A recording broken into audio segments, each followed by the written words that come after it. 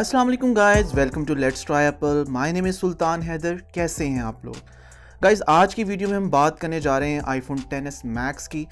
ये model Apple ने 2018 में रिलीज़ किया था। इसके साथ साथ हमें दो और मॉडल भी देखने को मिले थे, जिसमें एक इसका स्मॉलर वर्जन आईफोन XS था और इसके अलावा तीसरा वाला जो मॉडल था वो आईफोन XR था। आईफोन XR के बारे में हम बाद में बात करेंगे, लेकिन सबसे पहले मैं इसकी नेमिंग स्कीम के ऊपर आपको बता दूं कि बहुत सारे लोग इसको आईफोन XS मैक्स भी कहते हैं, कुछ लोग इसको X मैक्स भी कहते हैं, लेकिन इसका जो प्रॉपर नाम है वो आईफोन XS मैक्स है।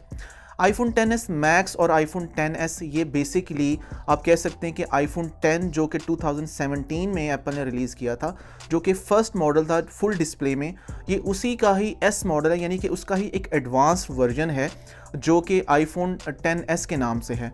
यानी आईफोन 10 की ही शेप जो है वो हमें आईफोन XS में देखने को मिलेगी, लेकिन उसमें आप कह सकते हैं कि उसका जो कैमरा इंटरनली उसमें काफ़ी इम्प्रूवमेंट थी। और फिर आईफोन 10 की दफ़ा एप्पल ने उसके साथ कोई बड़ा मॉडल जो था लार्जर साइज़ में उसको रिलीज़ नहीं किया था, जैसे नॉर्मली होता आया है कि 6 है तो 6 प्लस भी होता था, और 7 है तो 7 प्लस रिलीज़ हुआ, 8 के साथ 8 प्लस रिलीज़ हुआ, तो 10 के साथ उसका कोई 10 प्लस या 10 मैक्स कोई मॉडल नहीं था।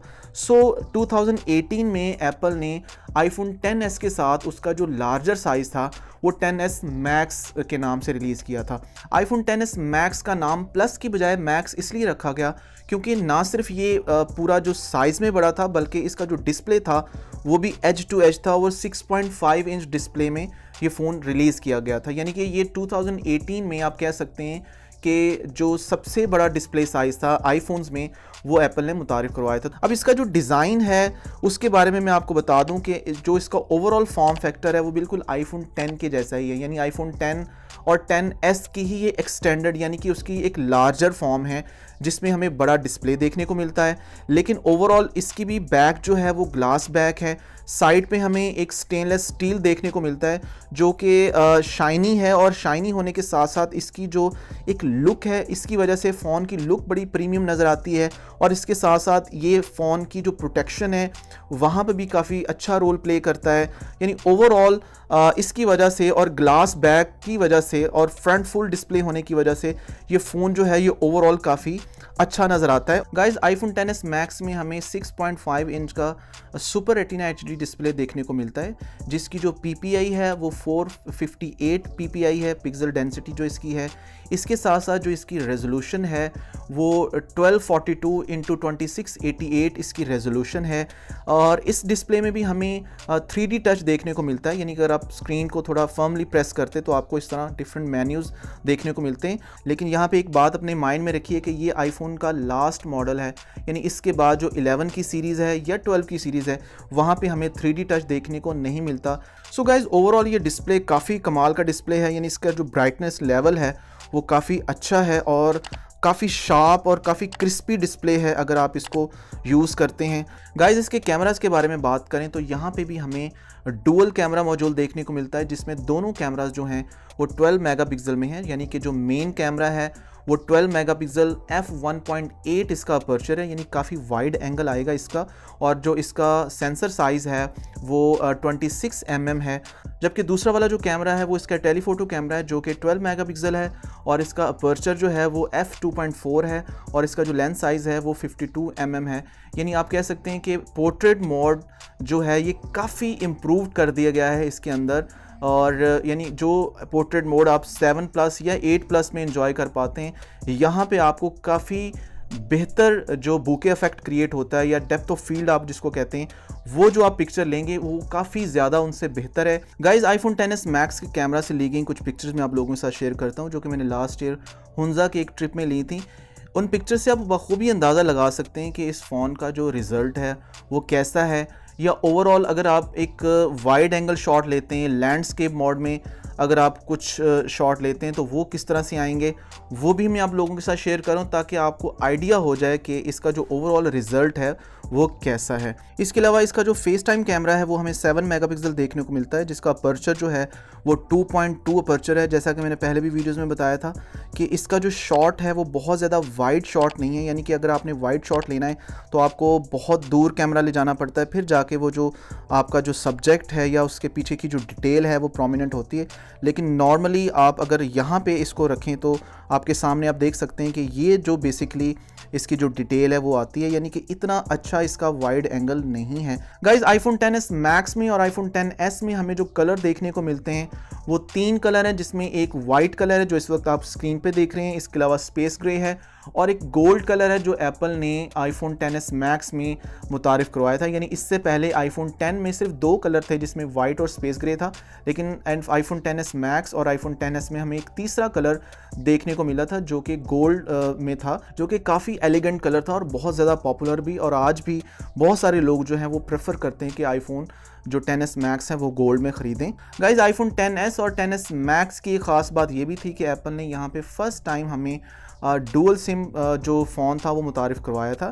यहाँ पे 2 तरह के जो मॉडल थे डुअल सिम में वो रिलीज़ किए गए थे, जिसमें एक ई सिम वाला मॉडल था और एक फ़िज़िकल डुअल सिम वाला मॉडल था। फ़िज़िकल डुअल सिम वाला जो मॉडल था वो हांगकांग और चाइना रीजन में लॉन्च किया गया था, लेकिन आपको ऑल ओवर द वर्ल्ड वो अवेलेबल था, यानी उसमें आप फिज़िकली 2 सिम इंसर्ट कर सकते थे, उसको यूज़ कर सकते थे। जबकि दूसरा जो ई सिम वाला मॉडल था वहाँ पे आप फिज़िकली एक सिम इंसर्ट करते थे और उसके साथ आपको एक इलेक्ट्रॉनिक सिम यानी ई सिम आपको अपने नेटवर्क प्रोवाइडर से लेना पड़ती थी। इसके साथ साथ अगर इसकी मेमोरीज़ की बात करूँ तो यहाँ पे हमें 3 वेरिएंट देखने को मिलते हैं, जिसमें सबसे कम वाली मेमोरी जो है वो 64 GB है, उसके साथ 256 GB है और जो मैक्स मेमोरी है वो हमारे पास 512 GB, यानी ये 3 ऑप्शंस हमें देखने को मिलती हैं। और इन तीनों में जो रैम हमें अवेलेबल है वो है 4 GB रैम है, जो कि एप्पल के हिसाब से काफ़ी ज़्यादा रैम है।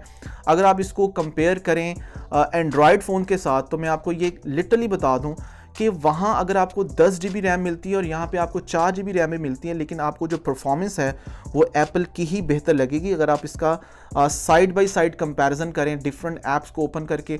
इसके साथ साथ जहाँ तक इसके प्रोसेसर का सवाल है तो यहाँ पे हमें A12 बायोनिक चिप देखने को मिलती है जो कि 7 नैनोमीटर है, काफ़ी फास्ट है और 2 साल पुराना फ़ोन होने के बावजूद भी आपको लिटरली फील नहीं होगा कि आप का कोई जो एक्सपीरियंस है यूज़र एक्सपीरियंस वो स्लो है या कोई ऐप लैग कर रही है। गाइज़ यहाँ पे सिर्फ साइज़ कंपैरिजन के लिए मैंने आईफोन XS मैक्स को 6s प्लस के साथ कंपेयर किया है।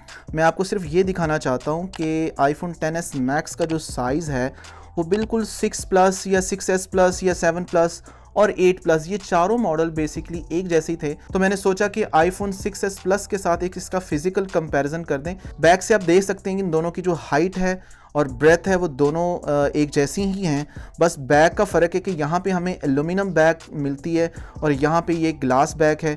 और अगर हम इसका साइड से कंपैरिजन करें तो हमें जो वॉल्यूम बटन है और म्यूट स्विच है वो भी उसकी जो जगह भी है वो भी प्रॉपर एक जैसी है। एंटेना कट्स का थोड़ा सा फ़र्क है, यहाँ पे प्रोमिनेंट बड़ी बिग लाइंस में हमें एंटेना कट देखने को मिलते हैं, जबकि यहाँ पे ये थोड़े एलिगेंट वे में इनको इंस्टॉल किया गया है।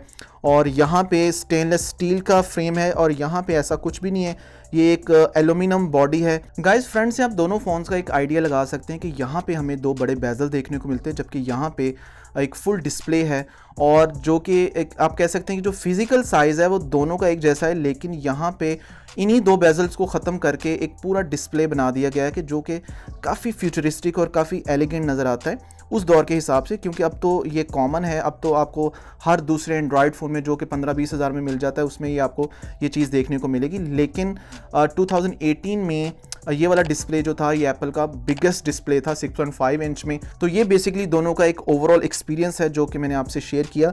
यानी अगर वो लोग जो 7 प्लस 8 प्लस से शिफ्ट होना चाहते हैं आईफोन XS मैक्स पे तो उनको ये वाला जो फ़र्क है वो देखने को मिलेगा। ये वाला एक्सपीरियंस उनके लिए उनके सामने आएगा, यानी डिस्प्ले में भी और फिज़िकली ओवरऑल जो कि मैंने आपको बताया उसमें। गाइस इसकी बैटरी के बारे में बात करूं तो यहाँ पे हमें 3174 यानी तकरीबन 3200 mAh बैटरी देखने को मिलती है, जो कि बाकी के जो मॉडल हैं आईफोन के, यानी आईफोन 8 प्लस या आईफोन 10, उनकी बैटरी से काफ़ी बेहतर बैटरी है।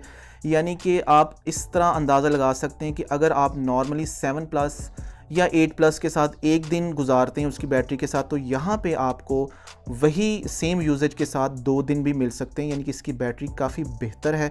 लेकिन अगर आपको गेमिंग का शौक़ है, अगर आप ऑनलाइन वीडियोस देखते हैं, ऑनलाइन मूवीज़ देखते हैं, नेटफ्लिक्स यूज़ करते हैं, तो डेफिनेटली आपको फिर थोड़ा कम बैटरी बैकअप टाइम मिलेगा। इसके अलावा यहाँ पे भी हमें फेस आईडी देखने को मिलता है। ये फेस आईडी हार्डवेयर में तो आईफोन 10 के जैसा ही है, लेकिन कुछ सॉफ्टवेयर ट्वीक के ज़रिए आप कह सकते हैं कि इसको थोड़ा सा बेहतर बनाने की कोशिश की गई है, क्योंकि इसमें ऑब्वियसली आईफोन 10 की निस्बत एडवांस चिप है, तो उसकी वजह से इसकी जो स्पीड है वो स्लाइटली इम्प्रूव्ड है। यानी कि आप कह सकते हैं कि इतना ज़्यादा हमें फील तो नहीं होता, लेकिन ये उससे थोड़ा बेहतर परफॉर्म करता है। गाइज़ अब हम बात करते हैं सबसे इम्पॉर्टेंट पॉइंट कि इस वक्त आईफोन 10s मैक्स या आईफोन 10s की जो प्राइस है वो मार्केट में क्या है। सबसे पहले मैं आपको बता दूं कि आईफोन 10s मैक्स की जो प्राइसिंग है ये डिपेंड करती है इसकी कंडीशन पे, इसकी मेमोरी पे और इसके PTA अप्रूवल पे। यानी PTA अप्रूवल से मुराद ये है कि क्योंकि मैंने आपको शुरू में बताया है कि इसमें दोनों सिम्स होती हैं, 2 IMEI नंबर होते हैं, चाहे वो फिज़िकल डुअल सिम हो या फिर ई सिम वाला डुअल सिम हो, दोनों सिम्स का अप्रूवल जो होता है वो बहुत ज़रूरी है।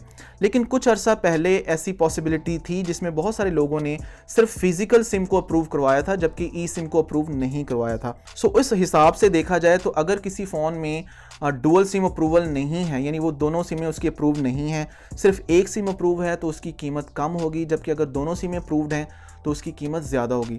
मैं आपके सामने जो प्राइसेस शेयर करने जा रहा हूँ या उसकी जो रेंज देने जा रहा हूँ वो बेसिकली 256 GB वेरिएंट की बात कर रहा हूँ, और दोनों सिमें अप्रूव्ड अगर हों तो हमें 256 GB वेरिएंट में आईफोन 10s मैक्स जो है वो करंट मार्केट रेट के हिसाब से उसकी जो रेंज है वो आप उसका अंदाज़ा लगा लें कि 125 से लेके 140 तक चली जाती है। अब ये बीच का जो डिफरेंस है ये उसकी कंडीशन के ऊपर डिपेंड कर सकता है, इवन के कलर के ऊपर भी डिपेंड कर सकता है, क्योंकि गोल्ड कलर जो है वो थोड़ा सा स्लाइटली आप कह लें कि चंद हज़ार जो होते हैं उसके ज़्यादा पे करना पड़ते हैं आपको। बैटरी हेल्थ बहुत मैटर करती है गाइज़, क्योंकि अगर बैटरी हेल्थ बहुत अच्छी है तो मे बी उसकी प्राइस भी थोड़ी सी ऊपर चली जाएगी। इसके अलावा कंप्लीट सामान है, बॉक्स है, तो ये सारी चीज़ें मैटर करती हैं फ़ोन की प्राइस को ऊपर ले जाने के लिए। इसी तरीके से अगर आप 64 GB का अंदाज़ा लगाना चाहिए, यानी 64 GB जो वेरिएंट है उसकी प्राइस जो होगी वो 256 GB से अप्रॉक्सीमेटली 10,000 कम होगी, 10 to 15,000 कम होगी। तो ये बेसिकली आईफोन 10s मैक्स की एक रेंज है। इसके अलावा अगर आप आईफोन 10s ख़रीदना चाहते हैं तो मैं यही जो रेंज है आपके सामने जो मैंने तीनों वेरिएंट में बताई हैं, इसी में आप 10 से 15 हज़ार का फ़र्क क्रिएट कर लें। यानी कि जो प्राइस मैंने आपको 256 GB आईफोन 10s मैक्स की बताई है, उसी प्राइस में अगर आप 10 से 15 हज़ार कम कर दें तो आपको 10s 256 GB वेरिएंट में दोनों सिमें अप्रूव होने के साथ वो मिल जाएगा। यानी कि दोनों की जो प्राइस है इस तरीके से आप उनको कंपेयर कर सकते हैं। बाकी जो छोटा मोटा फ़र्क मैंने आपको बताया वो वही हो सकता है जो कि मैंने आपको फैक्टर बताए हैं जिसकी वजह से प्राइस ऊपर नीचे फ्लक्चुएट हो सकती है। गाइज एंड पे अब फाइनल वर्ड्स मेरे इस फ़ोन के बारे में क्या हैं, मैं आपको एक पर्सनल ओपिनियन देता हूँ कि अगर आपका बजट अप्रॉक्सीमेटली 1 लाख के करीब है, यानी 1.25 लाख 1 लाख के करीब है, तो आपके लिए ये बहुत ही कमाल का फ़ोन साबित होने वाला है 2021 में। सो गाइज़ ये एक कंप्लीट फ़ोन साबित होगा आपके लिए अगर आप एक अच्छा कैमरा यूज़ करना चाहते हैं, एक अच्छा डिस्प्ले यूज़ करना चाहते हैं और इसके साथ साथ एक अच्छा बैटरी बैकअप टाइम चाहते हैं, तो ये फ़ोन आपके लिए बहुत ही आइडियल साबित होगा। इसकी जो प्राइस है वो ना तो बहुत कम है ना ही बहुत ज़्यादा है अगर हम उसको कंपेयर करें आईफोन के दूसरे मॉडल के हिसाब से, लेकिन ये जो है इस वक्त एक मिड लेवल कह लें कि आईफोन की जो रेंजेस हैं डिफरेंट मॉडल की, उसमें एक मिड लेवल फ़ोन है जो कि मैं स्ट्रांगली रेकमेंड करता हूँ बहुत सारे लोगों को जो कि इस रेंज में फ़ोन लेना चाहते हैं। और बहुत सारे लोग ये बात करते हैं कि हमें आईफोन 11 लेना चाहिए या 10s मैक्स लेना चाहिए।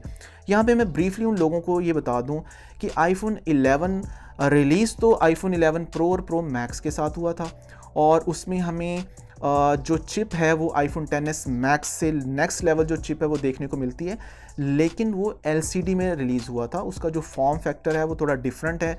वहाँ पे इस तरह आपको स्टेनलेस स्टील नहीं देखने को मिलेगा, और उसका डिस्प्ले भी 6.1 इंच है LCD में, जबकि यहाँ पे आपको 6.5 इंच OLED देखने को मिलेगा। तो ये हर लिहाज से उससे बेहतर फ़ोन है, कैमरा का लिहाज से भी और डिस्प्ले के लिहाज से भी। तो जो मेरी रिकमेंडेशन है उसके मुताबिक अगर आप 11 ख़रीदना चाहते हैं, यानी सिंपल प्रो नहीं, सिंपल 11 ख़रीदना चाहते हैं, तो उससे बेहतर है कि आप आईफोन XS मैक्स को प्रेफर करें। सो गाइज, ये था एक ओवरऑल रिव्यू। आपको कैसा लगा? इसके अलावा भी अगर आपके माइंड में कोई क्वेश्चन है तो मुझे कमेंट सेक्शन में ज़रूर पूछिएगा, मैं आपको ज़रूर उसका रिप्लाई करूँगा।